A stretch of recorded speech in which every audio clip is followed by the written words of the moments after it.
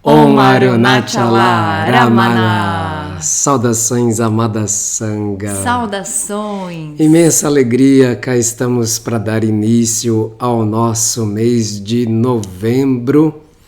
E aqui, respondendo a uma pergunta que nos foi trazida aqui, vamos a ela. Querida Mohini, boa tarde. Nas meditações que faço, me veio a seguinte questão: quem ou o que me proporciona entrar em contato com o vazio? Este corpo-mente? Será que sem esse corpo, tal percepção ainda seria possível?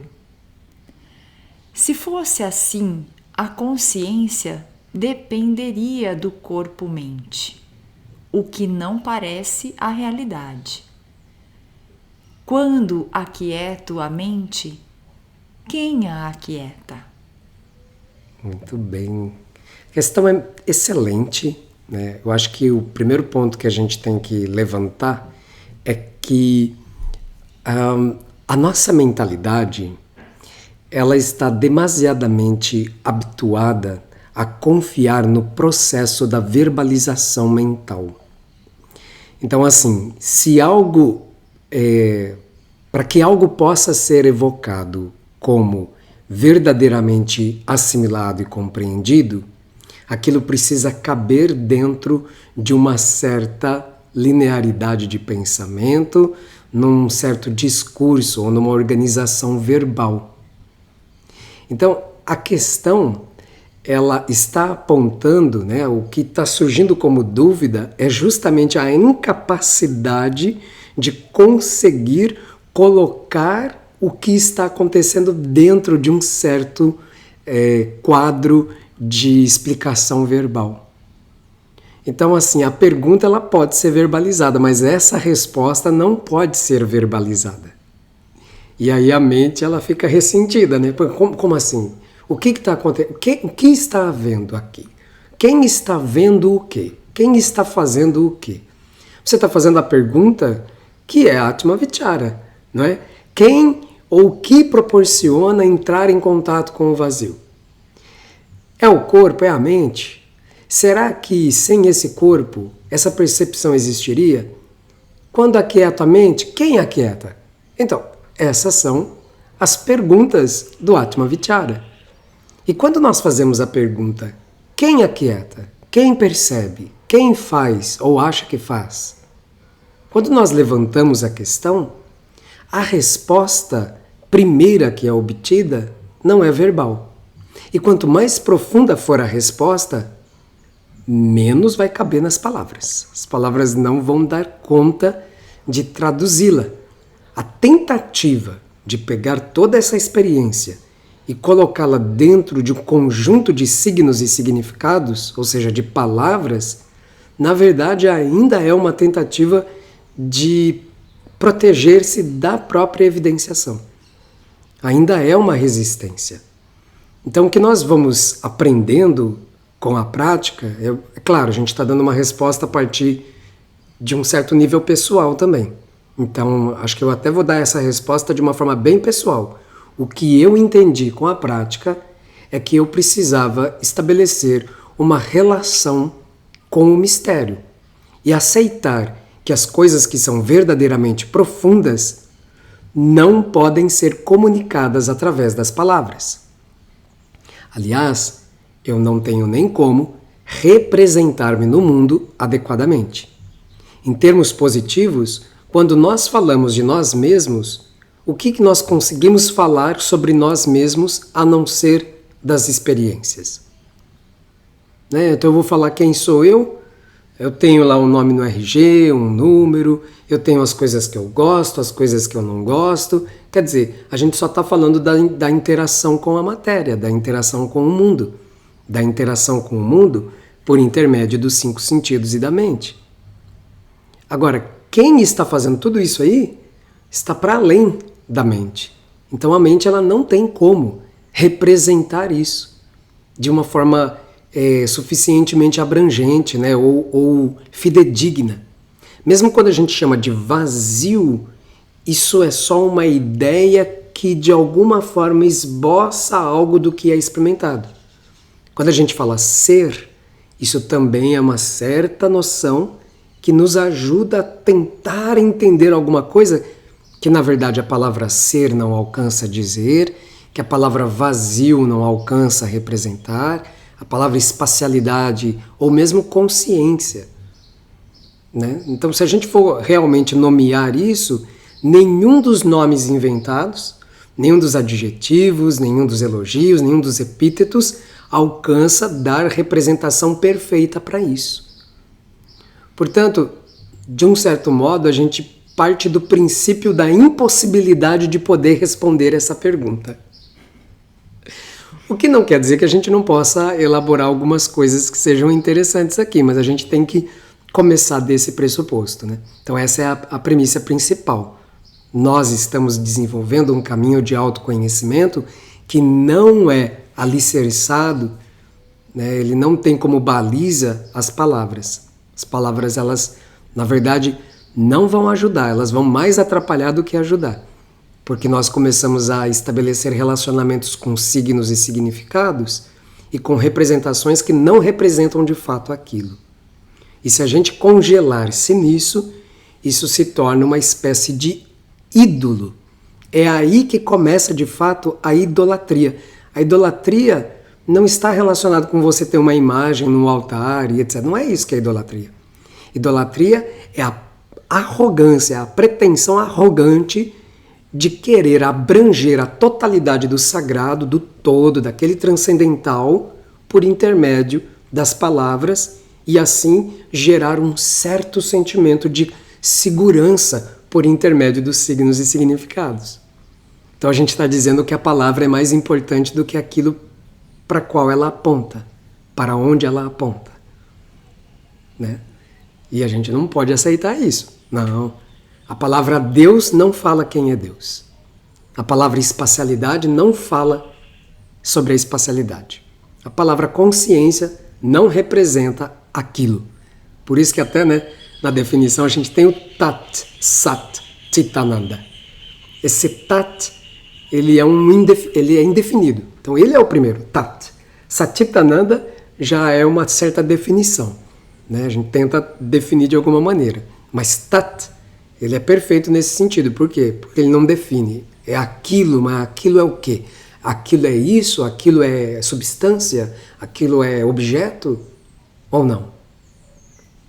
Então o tema é bem interessante. Deixa a Mohinni falar um pouco, vamos ver o que ela tem para compartilhar sobre a pergunta. Perfeito, acho que tudo que você está abordando é muito pertinente, acho que para a gente refletir juntos aqui. E dentro disso, né, cabe sempre recordar que a experiência no momento presente, né, desse vazio, aquilo que é relatado aqui na sua pergunta, naquele momento, ali na experiência, talvez haja completa ausência de palavras, de qualquer pergunta, de qualquer intenção de resolver o mistério. Ainda que seja por uma pequena fração de segundos, quando nós vivenciamos algo nessa dimensão, né, na dimensão do transcendente, do que está sendo chamado aqui como vazio, de novo as palavras elas servem apenas para nos direcionar, né, para a gente poder comungar de algum entendimento do que é que a gente está falando, mas a gente sabe que elas são limitadas. Mas lá no momento da vivência, naquele presente, é possível que a experiência tenha sido pura. É o momento seguinte onde a tendência mental de explicar as coisas, né? Porque é isso que a gente faz no nosso dia a dia, como a Ananda colocou, a gente precisa de uma certa lógica, a gente precisa de explicação para os fatos, a gente fica muito descontente quando alguém faz alguma coisa e a gente pergunta por que você fez isso, e a pessoa diz, não sei, sei lá, né? É um filho, então a gente já fica, né? Já fica bravo, mas como assim? Não sei, você tem que me dar uma explicação, né? O namorado, a namorada, sim, você não veio no compromisso, você tem que me dar uma explicação. A gente anseia por explicações, mas o campo do mistério, ele só é chamado mistério porque ele justamente é um campo com uma certa ausência de explicações lógicas, explicações que a gente gostaria de ter para dar aquela saciada, assim, eu entendi. Na verdade, de novo, tem bastante de um desejo de dominar isso que eu não conheço, a partir do conhecimento disso que eu não conheço, não é? Porque parece que se eu domino de alguma forma, eu me aproximo um pouco mais de segurar as rédeas daquilo que acontece e daquilo que não me acontece. Só que a gente sabe que a gente não tem essa capacidade. Esse deveria ser o primeiro pressuposto, né? Nós não seguramos as rédeas, as coisas acontecem independente da nossa vontade. Então, olha que paradoxal. Ao mesmo tempo que a gente sabe disso, por experiência própria, a gente sabe que a gente programou uma coisa, um passeio, uma viagem, choveu a cântaros, não deu para ir, poxa, perdeu o lugar, não sei o quê, não vai dar para ir no próximo final de semana, porque, enfim, a gente tem que se habituar a vida inteira com frustrações, porque a gente não controla a grande parte da vida, né? Para não dizer toda a vida, a gente não controla. Mas ainda assim, a gente tem internamente uma sensação de que aquilo que eu puder, aquilo que eu conseguir minimamente controlar e dizer isso é meu, tá? E botar o meu nome, dizer vai ficar aqui, ninguém vai mexer. Parece que isso nos dá um sentimento de quase como se fosse um contorno. Assim, porque isso é meu e eu controlo de alguma forma, eu tenho ali uma delimitação, um controle, um contorno mais claro disso que eu sou e que eu também não sei muito bem o que é. Então a tentativa sempre de se agarrar àquilo que eu posso explicar, que tem uma lógica, ela diz respeito, na verdade, a explicar a mim mesmo, em primeira instância. Porque eu pertenço a esse mistério, eu já entendi que eu pertenço também a esse mistério. Como assim?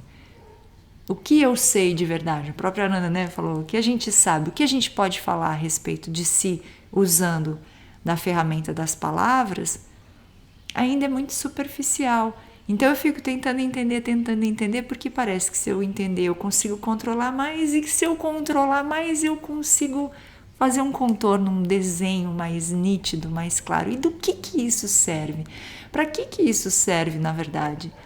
Talvez isso sirva ao mesmo propósito que o Atmavichara, não é que serve, mas tem a mesma intenção de resolver o grande enigma, que talvez seja o único enigma. Quem sou eu? Quem sou eu? Ou o que sou eu? O que é isso? Essa experiência toda chamada vida, existência. São tentativas, né? A gente vai tentando se agarrar a algo que elucide esse grande mistério. Eu tenho um sutra, né? Acho que os sutras, eu tenho entendido isso na minha vida. Depois de um longo período escrevendo poesia, eu tomei a poesia como um sadhana. Então assim, eu tinha que escrever pelo menos 2 poesias por dia, de cunho transcendental, místico. Mas isso era o mínimo. Tinha dia que eu conseguia escrever mais de 10 poesias. E assim, acumulei um monte de poesias. E aí chega um momento, né, quando o Bhagavan, a quem eu sempre admirei, me veio buscar, e aí eu entendi, não é só que eu admiro, ele realmente é o meu guru. Eu deixei de escrever. Não fazia mais sentido escrever. Escrevi muito pouco. Porque escrever era medíocre. Por mais que eu tentasse, soava sempre medíocre. Isso já é o mal do poeta de um modo geral, né? Ele sempre acha que está aquém, né? Com a vivência, né? Que trouxe a poesia. Aí depois fui fazendo as pazes com escrever de novo. E hoje eu não me obrigo a nada, né? Às vezes acontece de surgir os sutras, vem muito sutra. E um que veio para mim é: eu sei que eu sou. mas eu não sei o que sou. Então, o que isso quer dizer, né? Nós temos a experiência de ser e existir. Isso já é nosso. A tentativa de colocar isso em verbalização ainda envolve a ideia de uma alteridade, de que existe eu e alguma outra coisa para quem eu posso comunicar. Mas a experiência ela é não dual. Então, você não precisa comunicar a ninguém mais, porque não há ninguém mais. Então, você só precisa saber que você é. E todos são. E aí é uma coisa só. Então, a própria necessidade da verbalização, ela mostra ainda essa nossa ânsia de se fazer compreender, de se fazer compreendido, de tentar representar aquilo que não pode ser representado. Se você vive com essa convicção, aquilo que eu sou não pode ser representado por intermédio de gestos, palavras, etc. Se não há como representar isso, já está tudo perfeito, já está tudo certo no seu devido lugar. Porque, sendo impossível, eu não preciso fazê-lo. Então, a pergunta, quem é que faz, quem é que está entrando em meditação, quem percebe o vazio, isso, na verdade, é um meio de impedir o processo de produção discursiva. É para justamente acabar com isso. Isso pode parecer um subterfúgio, né? Uma saída pela tangente escrito silêncio, né? Ou impossível, né? Mas é o fato. É por isso que os rishis são poetas. Eles são kavis, né? Porque na tentativa de alguma coisa dizer para transmitir, eles entenderam que só a poesia podia fazer isso. Por quê? Porque a poesia, embora esteja se utilizando de signos e significados, de palavras e conceitos, subverte, né? Pega uma determinada palavra e ela vira outra coisa, né? O amanhecer dos seus olhos. O que é isso lá? Né? Isso são ideias que são conectadas que não servem para a linearidade do pensamento. Então até aí pode ajudar, mas mesmo a poética, por mais eloquente, brilhante, genial, subversiva ela possa ser, ainda assim ela é um subterfúgio, ela é uma tentativa de escapar da impossibilidade. Essa impossibilidade que num primeiro momento pode ser experimentada como angústia, no momento seguinte da rendição, ela na verdade é um grande alívio. Eu não preciso explicar-me. Eu não preciso tentar encontrar a palavra certa. Não tem a palavra certa, né? É por isso que ser também é verbo. Então, nessa quietude, você pode também perguntar: quem é que quer saber quem está contemplando o vazio? E deixa que o silêncio seja a própria resposta. Se isso para você for deleitoso, for gozoso, se isso significa para você felicidade, isso é liberação. Você está liberada da necessidade de tudo representar, de para tudo incorporar um signo e um significado.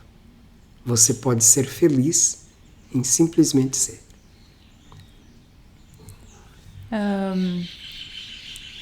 Ainda assim, eu sinto só de compartilhar que essa pergunta ela me remete a algumas vezes que devotos trouxeram perguntas semelhantes a Bhagavan, e muitas das vezes ele trouxe como resposta uma nova pergunta.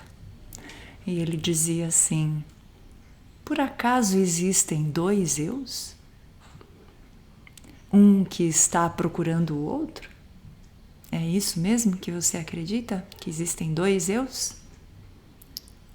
E isso obviamente nos leva, né, mais uma vez a uma reflexão profunda, né? de novo somos lançados nesse campo das nossas convicções, né? Daquilo que a gente tem como certo. Então, se a gente tem a unidade como certa, a gente sabe a resposta dessa pergunta. Aí é uma outra pergunta, né? Você tem a unidade como algo certo? O Uribu Gita, que nós estamos estudando constantemente, o sábio Uribu vai dizer: por esta firme convicção de que somente o Brahman Supremo existe, torne-se plenamente o Brahman Supremo. É pela convicção. Então, de novo, nós somos lançados aqui a refletir sobre o quão convictos nós estamos ou somos de que só existe um. E aí todas as perguntas a respeito de mas quem me leva para onde? Porque só existe um, essa pergunta ela nem surge, né? Então também é um convite para gente, para todos nós, né? Porque essas questões elas surgem para todos nós sempre olharmos para esse campo dessa fé, dessa convicção certeira, firme, inquebrantável, inabalável na unidade. Gratidão. Gratidão profunda pela sua questão muito pertinente, muito importante para nós. Agradecemos todos aqueles que mandam suas questões, porque assim a gente vai produzindo esses vídeos. Opa, a gente saiu do foco, voltamos. A gente tá com uma câmera diferente aqui, às vezes a gente sai e volta do foco. O que é bom também. É bom também. Queridos e amados Gurubais, irmãos e irmãs na devoção de Shri Ramana, nós agradecemos imensamente todos aqueles que têm dado suporte para o prosseguimento deste seva, deste serviço amoroso ao Guru e aos devotos. Nós estamos aqui para louvar os pés de lótus de Bhagavan Ramana, de todos os sábios, de toda essa cultura espiritual de valor inestimável, e também para vos servir, né? Então a gente vai tentando sempre aprimorar, aperfeiçoar aqui a nossa forma de comunicação com vocês, a tecnologia que a gente usa e etc. Então a gente quer agradecer vocês que dão o dana, que fazem a sua contribuição. E da mesma forma, recordando, se você quiser, puder, sentir no coração de compartilhar os vídeos deste canal para outras pessoas, se você puder e quiser compartilhar com dana, fazendo um Pix, nós temos na descrição desse vídeo e de todos os vídeos do canal a nossa chave Pix, onde você pode fazer a sua doação. Nós agradecemos imensamente a doação desse mês que passou. Uma irmã fez uma doação generosa e isso proporcionou para nós poder adquirir um braço aqui para a câmera, adquirir um conjunto de microfones novos sem fio para poder diminuir um pouco a quantidade de parafernália em cima da mesa. A gente agradece infinitamente por esse apoio. A gente está precisando comprar um outro monitor para poder colocar na escrivaninha e melhorar um pouco a nossa postura enquanto a gente está trabalhando. E a gente está aí na fé de que esse mês a gente consegue alcançar esse monitor e mais uma cadeira para a escrivaninha. Então a gente... Ixi, parou a gravação. Ah, não, voltou, ó. Tá gravando. Não sei se está gravando ou não, talvez esteja saindo só a voz. Então a gente quer agradecer e dessa forma dar prosseguimento às nossas atividades. Que Bhagavan Ramana abençoe imensamente a todos vocês. Hari Om. Hari Om. Om Namo Bhagavate Shri Ramanaya.